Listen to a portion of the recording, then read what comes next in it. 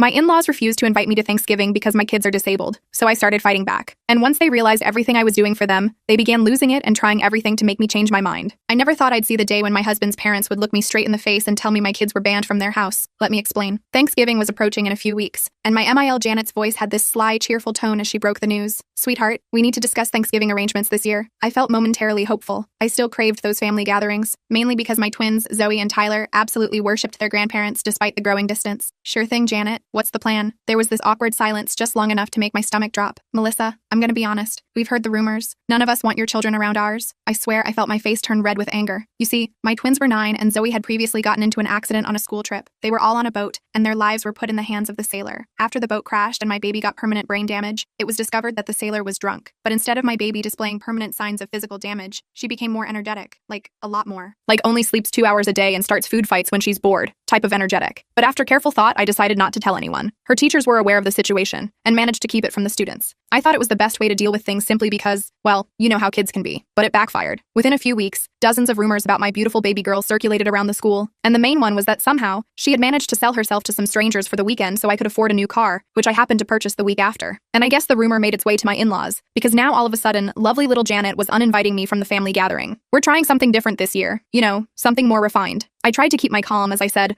"Oh, okay, so just no kids this year?" But then she opened her ugly mouth super wide to sigh before saying, "Listen up, I'm gonna be honest. We don't want your kids there, but Carrie's are invited, so find a babysitter, or don't come. Up to you." I took a deep breath as I thought about all the golden child stories my husband, Brian, had told me about his sister, Krusty Carrie. I guess I didn't hide my sadness that well, because that's when Janky Janet said, "Relax, you crazy beach. It's not a personal attack." Except she said it with a smile, so it could pass as a passive-aggressive joke rather than spiteful mockery. I bit my tongue so hard it bled. This wasn't just about Thanksgiving. It was how they always put Carrie's daughters on pedestals while treating my kids as an afterthought. "No, Janet, if my children aren't welcome, then I'm not coming either." A heavy silence stretched between us. Then Janet exhaled sharply, like I was being completely unreasonable. "Fine, have it your way." She immediately left my home, slamming the door as hard as she could on the way out. I could hear my twins in the playroom, squealing with delight as they built some kind of blanket tent, completely unaware that their grandparents had just dismissed them like they were inconvenient pets. Taking a deep breath, my thoughts raced. I'd spent my entire marriage trying to earn my in-laws' approval, but at what cost? I was done with this game. Janet and Richard had made their choice. Now it was time for me to make mine, because they'd regret it sooner than they expected. The weight of Janet's words lingered long after she left. I always knew my in-laws preferred Carrie, but I'd convinced myself it wasn't as obvious as it seemed, that deep down they valued all their family equally. But that night, they'd ripped away any pretense. They didn't even try to hide it anymore. They loved her children more than mine. Suddenly, a burst of giggles echoed from the other room. I turned to see Zoe and Tyler sprawled under their blanket fort,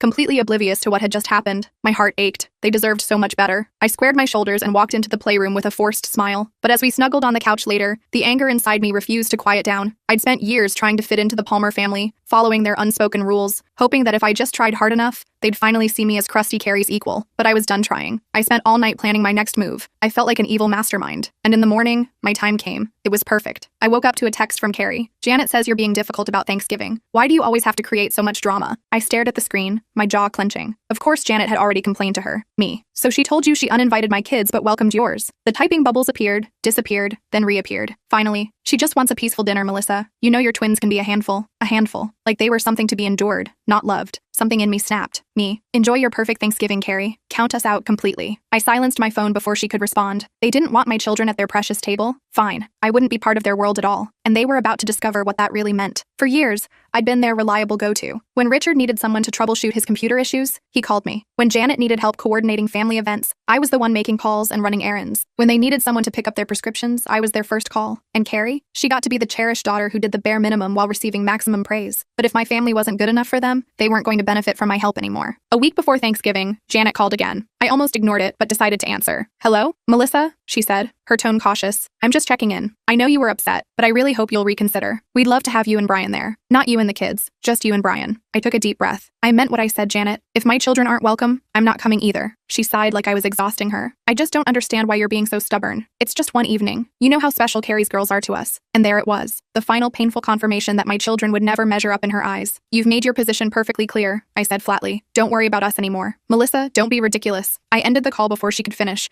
and this time, I didn't feel like crying. I started small. When Richard texted asking if I could help set up his new printer that weekend, I left him on red. When Janet called asking if I could grab a few things for her at Costco, I let it go to voicemail. For years, I'd been their personal assistant, always available, always reliable, but not anymore. It didn't take long for them to notice. By Thanksgiving, I'd ignored 14 calls and 7 texts. That morning, Carrie messaged me again. Mom and Dad are really upset you're ghosting them. Are you seriously going to let this get so out of hand? Me. It got out of hand when they told me my kids weren't good enough to sit at their table. She didn't respond after that. I silenced my phone and focused on my real family. Zoe and Tyler were helping Brian mix waffle batter at the counter. They were covered in flour and laughing hysterically. This was our Thanksgiving, and for the first time in years, I felt completely at peace. But my in-laws weren't done yet, and their next move would be something I'd never forgive. Thanksgiving morning was peaceful in a way I hadn't experienced in years. No rushing to dress the twins in outfits they'd hate. No stress over preparing a side dish that would meet Janet's standards. No anxious glances at the clock to make sure we'd arrive exactly on time. Instead, we existed in our own little bubble, our home filled with laughter and the sweet smell of maple syrup and fresh coffee. Zoe and Tyler took turns helping Brian flip waffles, giggling every time he pretended to almost drop one. For once, I felt genuinely relaxed. Then my phone started buzzing. I glanced at the screen. Janet. I let it go to voicemail. It rang again and again. Brian shot me a concerned look. Want me to turn it off? I hesitated, then shook my head. No, if it's an actual emergency, I should know. I answered with a flat, hello? Oh, so now you pick up, Janet huffed. I suppose you're just sitting at home sulking while we're all enjoying a lovely dinner. I sighed. If you're calling to make me feel bad, I really don't have time. That's not why I called. Her voice turned sharp. Did you cancel the Amazon account? I froze. What are you talking about? Brian's Amazon Prime account, the one we've been using for household items and gifts. It's saying our payment method is no longer valid. A cold realization washed over me. The Amazon account she was talking about wasn't Brian's. It was mine. 3 years ago, when Janet complained about shipping costs, I'd added her as a household member on my Prime account. I'd meant it as a temporary kindness, but they'd never mentioned removing themselves, and I'd forgotten about it. You mean my Amazon account? I said slowly. A pause. Then Janet scoffed. Oh, don't be so petty, Melissa. It's just an account. You make good money at that tech job, and we thought— You thought what? My voice shook slightly. That you'd keep using my Prime membership while telling me my kids aren't good enough for your Thanksgiving? Don't act like this is some huge betrayal. We're family. The least you could do is share your benefits. I inhaled sharply. Are you serious? After explicitly excluding my children, you still expected to use my account? Do you even hear yourself? Janet let out an exaggerated sigh. This is exactly why we avoid difficult conversations with you. You always overreact. Overreact. I was done. You're right about one thing, I said, my voice eerily calm. I did cancel your access, and since we're being honest now, let me be crystal clear. You won't be using any of my accounts or services again. Ever. Janet gasped like I'd slapped her. Melissa, don't be absurd. And while we're at it, don't expect any more tech support, prescription pickups, or anything else either. You made your choice when you excluded my children, and now I'm making mine. Silence. Then, in a voice colder than I'd ever heard from her, she said, You'll regret this, and hung up. I stood there for a moment, gripping my phone so tightly my hand hurt.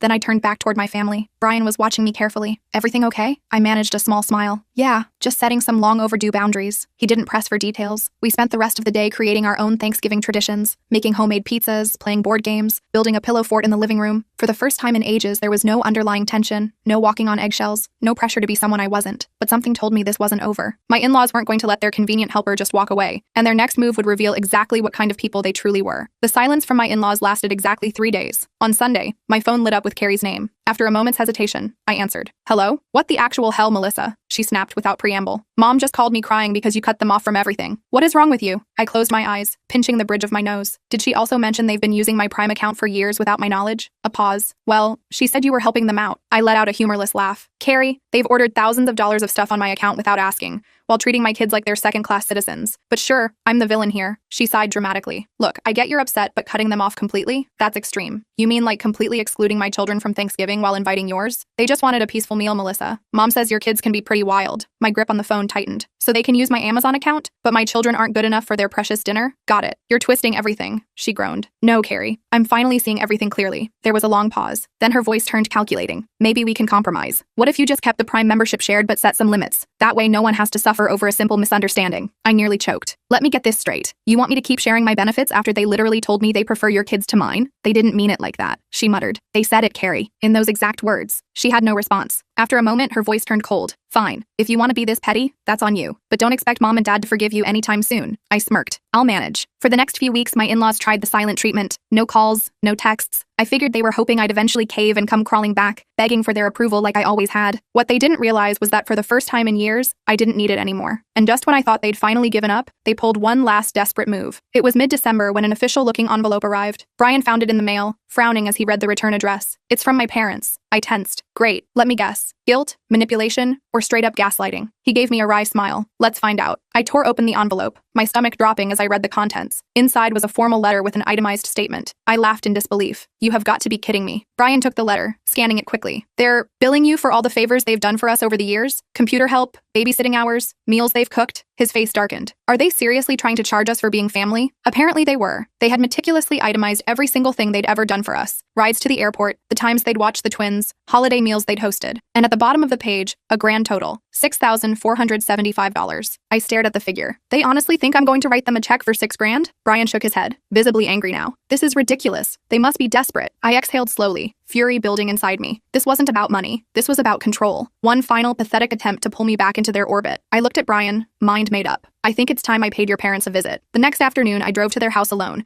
clutching their absurd invoice. When Janet opened the door, her expression immediately hardened. Oh, so now you decide to visit. I held up the letter. You seriously thought this would work? She crossed her arms. It's what's fair. I laughed sharply. Fair? You want to charge me for basic family interactions while expecting me to let you use my accounts for free? Richard appeared behind her, looking smug. We've done a lot for your family, Melissa, and now you're just cutting us off. I shook my head in disbelief. No, you cut us off when you made it clear my children weren't good enough, when you took advantage of my generosity, when you put a price tag on family relationships. Janet's lips formed a thin line. If you don't want to pay, maybe we should take this to small claims court. I met her gaze steadily. Go ahead. She blinked. What? Take me to court, I challenged. Try explaining to a judge why you're billing your daughter-in-law for Christmas dinners while using her Amazon account without permission. See how that goes. They suddenly looked uncertain. Richard cleared his throat. We just thought you'd want to make things right. I laughed again. Oh, I am making things right. I tore the invoice in half, watching their eyes widen. I'm done being your personal assistant and ATM. Janet gasped. You ungrateful little... I turned and walked back to my car. Merry Christmas, I called over my shoulder, and for the first time in my married life, I felt completely free. As I drove away, I realized something important. They weren't upset about the favors or the money. They were upset because for the first time ever, I had taken back my power, and I wasn't giving it up again. I thought that after ripping up their ridiculous invoice, my in-laws would finally back off, that maybe they'd sit in the ruins of their own arrogance and realize they'd pushed too far. But people like Janet and Richard don't change. They just escalate. It started with a text 3 days before Christmas. Janet, Melissa, this is getting silly. We're family. You don't turn your back on family over a minor disagreement. I ignored it. The next day, another message arrived. Janet, we've decided to forgive you. Come to Christmas dinner and we can put this all behind us. I nearly laughed out loud. They forgive me? Then came one from Carrie. Carrie, they're really hurting, Melissa. Just apologize so we can move forward. I finally responded. Interesting. They weren't hurting when they excluded my children or when they used my accounts without permission. I think they'll survive. I blocked her number after that. Christmas Eve arrived. Brian and I had just finished decorating our tree,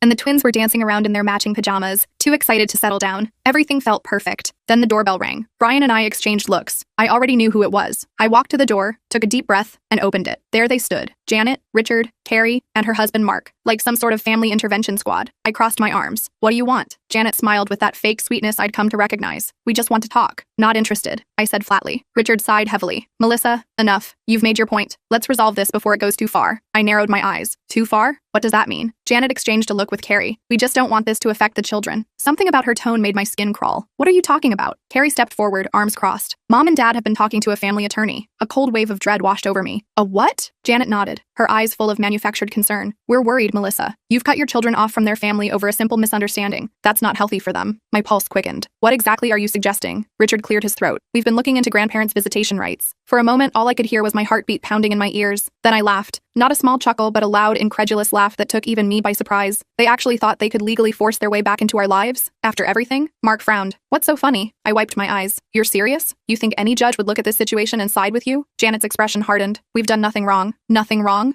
I repeated, stepping closer. You explicitly excluded my children from family gatherings. You used my accounts without permission. And now because I finally stood up to you, you think you can threaten legal action? Richard's face darkened. You don't want to go down this road, Melissa. I met his glare with a cold smile. Actually, I do. I pulled out my phone. Think very carefully about what you're threatening, I said quietly. Because I have every text, every voicemail, every receipt from my Amazon account.